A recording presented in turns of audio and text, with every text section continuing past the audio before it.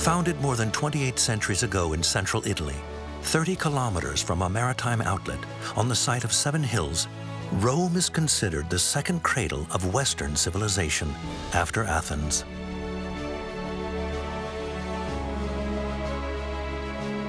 The most populous city in Italy today has 4,300,000 inhabitants within its urban area. Rome is also the third most visited city in the world, with more than 10 million foreign visitors every year. On the one hand, because it's the only city in the world to contain within it a state, the Vatican city-state subject to the authority of the Pope, that attracts Christians of all nations. But also because of the city's own archaeological heritage, grandiose. Here, there are so many ancient monuments, all of them both artistic and technical achievements. How, one wonders, did the Romans accomplish such feats?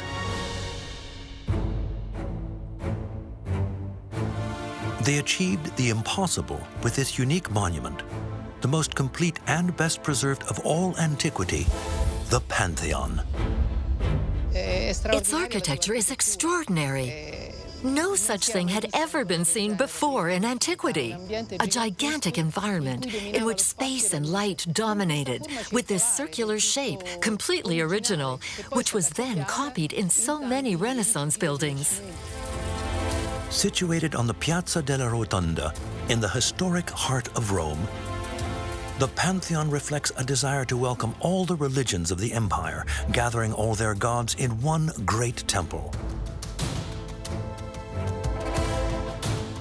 It is topped by a dome 43 meters in diameter and weighing 4,535 tons, the largest in the entire Roman Empire.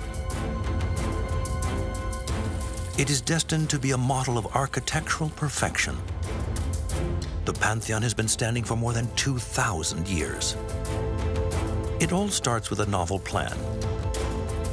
The temple, in 2 parts, reconciles 2 types of construction, 2 different forms. One rectangular and the other circular.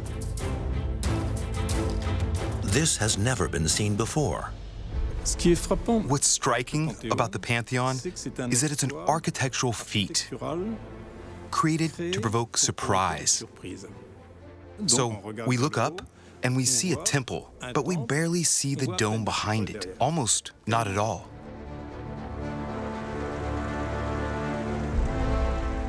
We're already struck by the monumentality of the columns,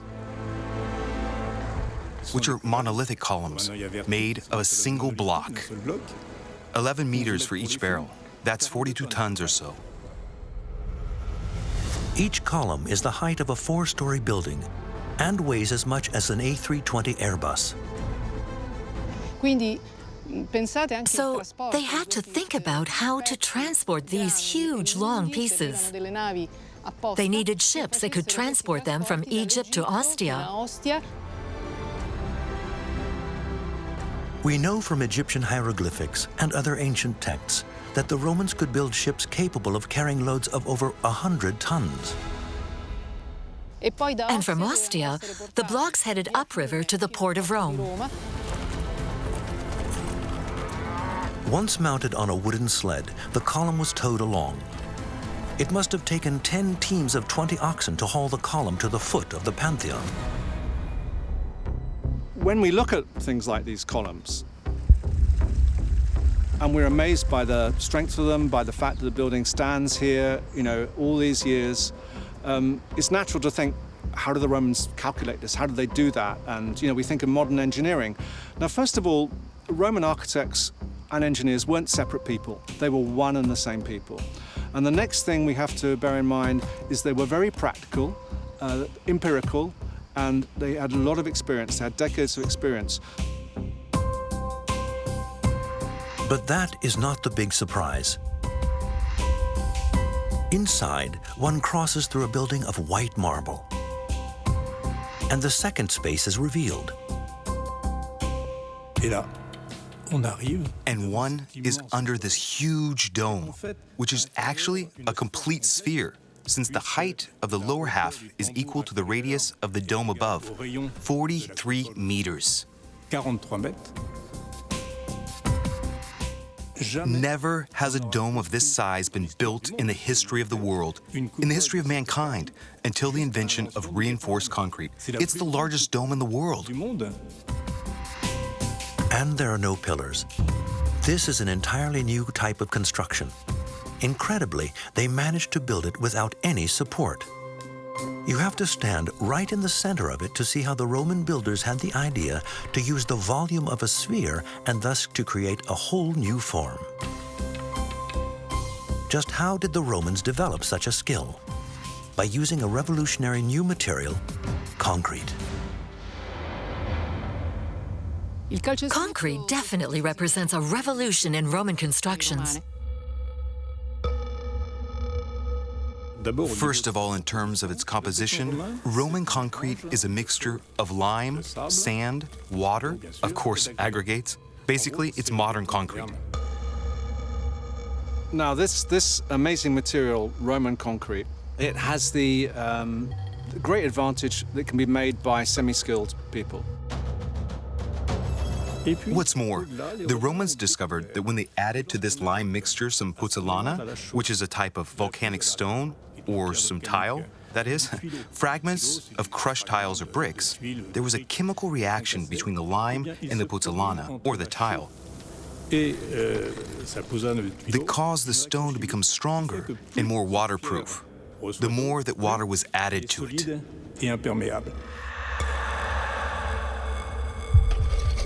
This Roman mortar completely transforms construction. Now their ideas can be realized on a large scale, quickly and well.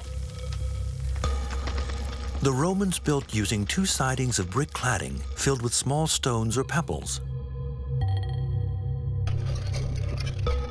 This technique, similar to casting, will be as important to ancient builders as concrete is to those of today.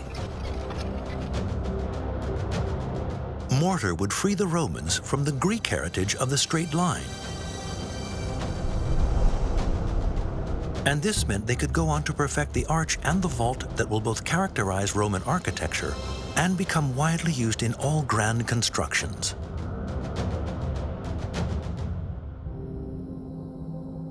The design of the Pantheon is especially innovative, particularly because of its circular form, and not only for its shape, its plan, but also and above all for its roof, this extraordinary dome which holds up all on its own. It symbolizes the celestial vault, home of the gods. It weighs 4,535 tons, the equivalent of 16 Airbus A380s. But how did these Romans build such spectacularly high vaults? The dome of the Pantheon must have been built in several stages. First of all, they built a framework of wood whose layout corresponded to the future segments or caissons. The second stage consisted of a thin layer vaulting composed of ribs made of bricks and mortar. The third step was to manufacture and install a negative framework inside each caisson.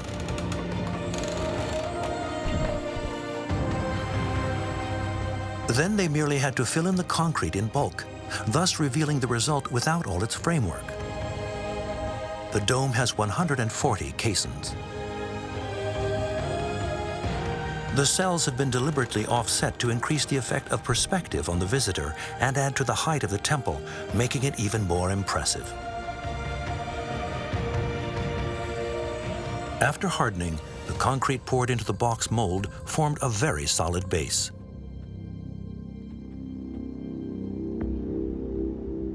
The fourth step was to reinforce the dome with a skeleton of brick arches. The higher it rises, the lighter is the mortar, incorporating more puzzolana, the abundant volcanic stone that's as light as pumice. The dome will be covered with concrete. It's a construction principle that allows the load borne by the outer part of the vault to overhang it and transmit the pressure back to the lateral pillars. Then they covered the building with a skin of marble or stucco veneer inside and tiles on the outside.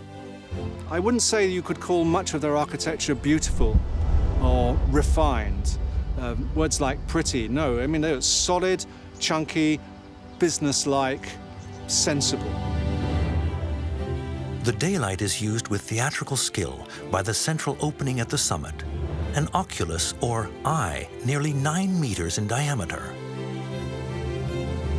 The light follows the course of the sun, giving the impression that the dome rotates to the rhythm of time, seeking perhaps to restore the divine mystery. And that's what makes the Pantheon unique. You enter the Pantheon and you see this gigantic space with this light coming from above. The building techniques that the Romans used were in large part learnt from the Greeks, but with some very key differences. Greek architecture always used columns, beams, and cornices. It was based on large blocks of marble. It's a kind of different way of thinking. Now, the Romans have adopted a completely different principle, which is of how you take small pieces, not these large bits of marble. So you have bits of brick, fist-shaped sized bits of stone of various kinds, and you mix it together in a medium that is the, if you like, the glue.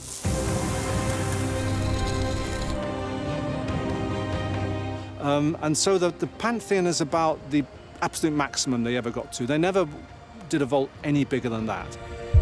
I mean, I think you have to realize that the building has got quite severe cracks. I mean, it's something a miracle hasn't fallen down. And they were probably alarmed by these things, but it held. And they didn't go any bigger than that. You can get an idea of its longevity simply by remembering that these walls are 6 meters thick. Coarse in their manufacture, the walls were then to be adorned and decorated with plaster. The bricks were covered either in plaster or, in the more luxurious houses, in marble veneers.